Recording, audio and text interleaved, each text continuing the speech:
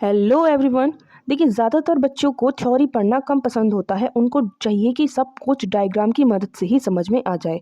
तो ऐसे ही बच्चों के लिए आज मैं लाई हूँ न्यूट्रिशन इन अमीबा। जो जितने भी प्रोसेस हैं वो सब मैं डायग्राम की मदद से उनको समझाऊंगी। देखिए, सबसे पहले आती है अमीबा की बॉडी, जो यूनिसेलुलर होती है। उसका एक सिंगल न्यूक्लियस होता है, साइटोप्लाज्म फिल होता है उसकी बॉडी में, और सेल मेम्ब्रेन के द्वारा उसकी बॉडी सराउंडेड होती है। ठीक है।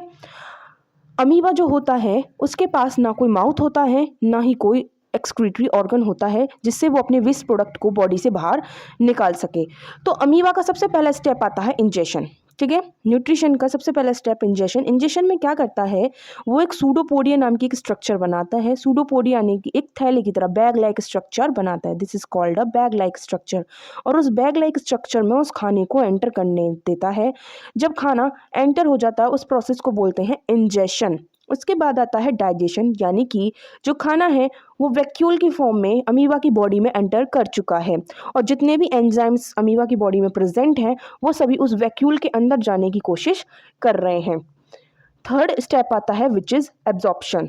एब्जॉर्प्शन में क्या होता है, जो फूड डाइजेस्ट हो चुका है वो पूरी बॉडी में डिफ्यूज़ होगा, पूरी बॉडी में फैल जाएगा। ये जो वैक्यूल है ये बस्ट हो जाएगा, फट जाएगा, और ये जितना भी खाना इसके अंदर भरा हुआ है पूरी बॉडी में डिफ्यूज़ हो जाएगा। And the fourth step is assimilation. जब खाना पूरी बॉडी में फैल चुका है, डाइजेस्ट हो चुका है, तो अब वो जो खाना डाइजेस्ट एब्जॉर्ब हो चुका है अब उसका होगा एसिमिलेशन।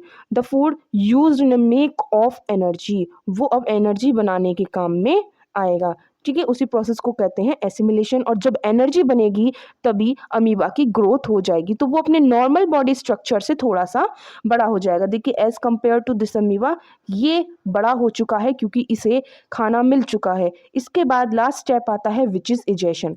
इजेशन में क्या होता है, देखिए मैंने अभी बताया अमीबा के पास कोई स्पेशल एक्सक्रीटरी ऑर्गन नहीं होता है।